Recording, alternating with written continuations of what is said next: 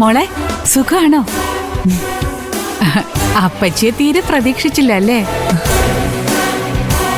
ഞാൻ അങ്ങോട്ട് വിളിക്കാനിരിക്കായിരുന്നു. കേട്ടോ മോളെ, ഇരുന്നിട്ട് ഇരിപ്പുറക്കുന്നില്ല, കിടന്നിട്ടാണെങ്കി ഉറക്കവും വരുന്നില്ല. എന്ത് പറ്റി? അപ്പച്ചിക്ക് അസുഖം വല്ലതും ഉണ്ടോ? നിന്റെ ഡാഡിയെ കുറിച്ച് ഓർത്തിട്ടാ. വൃത്തികേടല്ലേ അയാള് ചെയ്യുന്നേ? ഇപ്പൊ നാട്ടുകാര് കൂടി അതറിഞ്ഞു. ഏത്? ആ സാമി. നിന്റെ കൂടെ വരാതെ ആ സാമിയുടെ കൂടെ പോയില്ലേ? അതോടെ നീ അടക്കം നമ്മളെല്ലാവരും നാണം കെട്ടില്ലേ? നമ്മൾ നാണം കെട്ടല്ലേ ഉള്ളൂ. ഡാഡിയോ നരകിക്കല്ലേ കിടന്ന്? ഒരു ചെറിയ ലോഡ്ജിലല്ലേ താമസം. അതും എത്ര കാലം പറ്റും? എന്നിട്ടും സ്വാമി ചതിയനാണെന്ന് നിന്റെ ഡാഡിക്ക് മനസ്സിലാവുന്നില്ലല്ലോ. കുറച്ചു കഴിയുമ്പോ എല്ലാം കലങ്ങി തെളിയും അപ്പച്ചി. സ്വാമിയൊക്കെ തെറിക്കും. അതിനുള്ള പണിയൊക്കെ ഞാൻ എടുക്കുന്നുണ്ട്. അത് വേണം മോളെ. സ്വാമി പോയാലേ എല്ലാം നേരെയാവും. അയാളെ നിന്റെ ഡാഡിയുടെ ആളാണോ അതോ വേറെ വല്ലവരുടെ ആളാണോ എന്നൊന്നും അറിയില്ലല്ലോ. എവിടുന്നോ വന്നുകൂടി. ഉദ്ദേശം എന്താണെന്ന് ആർക്കറിയാം? ഞാനിപ്പോ അതിനെക്കുറിച്ചൊന്നും ചിന്തിക്കാറില്ല. ഒരാൾക്ക് വിധിച്ചതേ കിട്ടൂ. ആ പോളിസി എനിക്കിപ്പോ. എന്തായാലും ഡാഡിയെ നോക്കിയില്ലെന്ന് ആരും പരാതി പറയില്ലല്ലോ. ഞാൻ ഡാഡിയെ വിളിക്കുന്നത് കാഴ്ച കാണാമെന്ന് നാട്ടുകാർ മുഴുവൻ കേട്ടതാ. ഡാഡി എന്റെ ക്ഷണം സ്വീകരിച്ചില്ല. എനിക്ക് എന്ത് ചെയ്യാൻ പറ്റും? അത് ശരിയാ. ഈ വീട് കൊള്ളാട്ടോ. കുറച്ചുകൂടി വലിയ വീട്ടിലേക്ക് മാറണമെന്ന് പറഞ്ഞതാ. ഞാനാ സമ്മതിക്കാതിരുന്നേ. എന്തിനാ വലിയ വീട്? ഇതൊക്കെ തന്നെ ധാരാളം. അപ്പച്ചി ഇടക്കിടക്ക് വരാട്ടോ താമസിക്കാൻ. അതിനെന്താ വന്നു? ഇവിടെ ആർക്ക് വേണമെങ്കിലും വരാം. എന്നാലേ മോള് പോയി കുടിക്കാൻ എന്തെങ്കിലും എടുത്തോണ്ട് വാ. അപ്പോഴേക്കും ഞാൻ അയാളെ ഒന്ന് വിളിക്കാം. എന്തിനാ അപ്പച്ചി വെറുതെ? 4 ചീത്ത പറയണ എനിക്ക്. എങ്കിലേ എന്റെ ദേഷ്യം മാറും. നീ പോയി എടുത്തിട്ട് വാ. ചെല്ല്.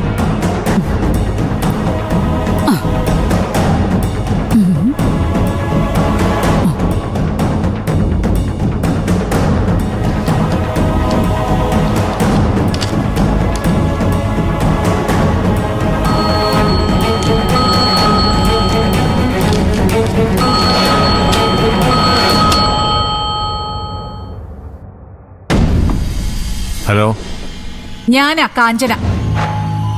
എന്ത് വേണം? എനിക്ക് ഒരു ആനയെ വേണം. വാങ്ങിച്ചു തരാൻ പറ്റുമോ? ജീവനുള്ള ആനയെ വേണമെന്നില്ല, കളിപ്പാട്ടായാലും മതി. അതിനുള്ള കാശുണ്ടോ നിങ്ങളുടെ കയ്യില്? ഇത് ചോദിക്കാനാണോ നീ ഇപ്പൊ ഇങ്ങോട്ട് വിളിച്ചത്? ഏയ് അല്ല. ഇനിയെങ്കിലും സത്യം മനസ്സിലാക്കി നിങ്ങൾ പെരുമാറണമെന്ന് പറയാനാ. സ്വാമിയുടെ കൂടെ പോയിട്ട് കിട്ടിയില്ലേ? ലോഡ്ജിലെ ചെറിയ മുറിയിൽ കഴിയുന്നതാണോ അതോ സ്വന്തം മോളുടെ കൂടെ അവളുടെ വീട്ടില് എല്ലാ സൗകര്യങ്ങളോടും കൂടി കഴിയുന്നതാണോ നല്ലതെന്ന് ഒന്ന് ചിന്തിച്ചു നോക്ക്. എനിക്കിപ്പോ ഇഷ്ടം ഈ ചെറിയ മുറിയാ. അതെ, നിങ്ങൾ ജയിക്കാൻ വേണ്ടി പറയുന്നതാ. സത്യം എന്താണെന്ന് എനിക്കറിയാം. എന്തിനാ നിങ്ങൾ ഈ വാശി പിടിക്കുന്നേ? നിങ്ങൾക്ക് ഇങ്ങോട്ട് വന്നൂടെ? ഞാനില്ല. ഇപ്പൊ സ്വാമിയുണ്ട് കൂടെ. നാളെ അയാള് നിങ്ങളെ ഉപേക്ഷിക്കും. ജീവിക്കാനേ കാശ് വേണ്ടേ? അതിനെന്തോ ചെയ്യും. സ്വാമി എന്നെ അങ്ങനെ ഉപേക്ഷിക്കാനൊന്നും പോകുന്നില്ലെന്ന് 1000 വട്ടം ഞാൻ നിന്നോട് പറഞ്ഞിട്ടുള്ള. അത് തന്നെ വീണ്ടും വീണ്ടും ആവർത്തിക്കാൻ എനിക്ക് താല്പര്യമില്ല. നല്ല വീടാ അക്ഷരം എടുത്തിരിക്കുന്നേ. വാടക വീടല്ലേ? ലോഡ്ജ് വാടകയല്ലേ? സ്വന്തം വീട്ടിൽ നിൽക്കാൻ ആഗ്രഹമില്ലാത്ത ആരാ ഉള്ളത്? ചിലർക്ക് അതിന് പറ്റുന്നുണ്ട്, ചിലർക്കത് പറ്റുന്നില്ല. അതിന് ചാവാൻ പറ്റുമോ? വേറെന്തെങ്കിലും പറയാനുണ്ടോ നിനക്ക്? ഉണ്ട്. എന്ന് വേഗം പറഞ്ഞു തൊലയ്ക്ക്. ഇപ്പൊ ഈ കാണിക്കുന്ന അഹങ്കാരത്തിനൊക്കെ ഒരു ദിവസം നിങ്ങൾ അനുഭവിക്കും. കണക്ക് പറയാതെ ഈ ഭൂമിന്ന് പോകാമെന്ന് ഒരിക്കലും വിചാരിക്കണ്ട. അതൊക്കെ ഞാൻ സഹിച്ചോളാം. ഞാൻ പറഞ്ഞല്ലോ, ഒരിക്കലും നിങ്ങളെ ഒന്നും ബുദ്ധിമുട്ടിക്കാൻ ഞാൻ വരില്ല. അതുപോലെ ഇനി മേലെ ഞാൻ വിളിക്കില്ല. ഇത് അവസാനത്തെ വിളിയാ. ഓ, സന്തോഷം.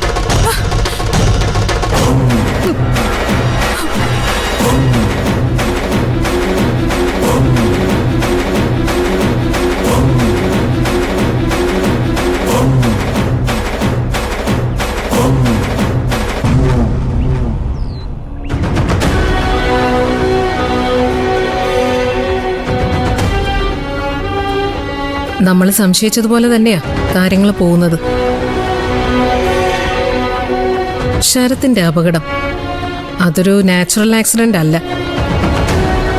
പർപ്പസ്ഫുള്ളായിട്ട് ആരോ ചെയ്തതാ. മനഃപൂർവ്വം അപകടപ്പെടുത്താൻ, അപായപ്പെടുത്താൻ. അതെങ്ങനെ റൂബിക്ക് മനസ്സിലായി? ഒരു മെക്കാനിക്കിനെ കൊണ്ട് ഞാൻ ആ വണ്ടി പരിശോധിപ്പിച്ചു. ആരെങ്കിലും അഴിച്ചു വെക്കാതെ ആ നട്ട് ഊരിപ്പോകില്ലെന്നാ മെക്കാനിക്ക് തറപ്പിച്ചു പറഞ്ഞത്. ശരിയാണെന്ന് എനിക്കും തോന്നി. ഈ സംശയം എനിക്ക് പണ്ടേ ഉണ്ടായിരുന്നു. അത് ഉറപ്പിച്ച സ്ഥിതിക്ക് ചെയ്തതാരാണെന്ന് ഞാൻ പറയാം. ദേവിക അല്ലാതെ വേറെ ആരും ഇങ്ങനെ ചെയ്യാൻ ധൈര്യപ്പെടില്ല. പക്ഷെ തെളിയിക്കാൻ പറ്റില്ലല്ലോ, അതിനുള്ള എവിഡൻസ് ഒന്നും നമ്മുടെ കയ്യിലില്ലല്ലോ. എന്റെ അച്ഛന്റെ മരണത്തിന് പിന്നിൽ പ്രവർത്തിച്ചവർ തന്നെയാ ഇതിന്റെ പിന്നിലും എന്ന് വിശ്വസിക്കാനാ റൂബി എനിക്കിഷ്ടം. മനോഹറിന് ദേവിക 2 പേരല്ല, ഒരേ ആശയത്തിന്റെ, ഒരേ പകയുടെ 2 വശങ്ങളാ. എത്രയും പെട്ടെന്ന് അവരെ ഒതുക്കിയില്ലെങ്കിൽ ഇതുപോലുള്ള അപകടങ്ങൾ ഇനിയും സംഭവിക്കാം. ഒരുപാട് കാലമൊന്നും അവൾക്കിവിടെ വിലസാൻ പറ്റില്ല.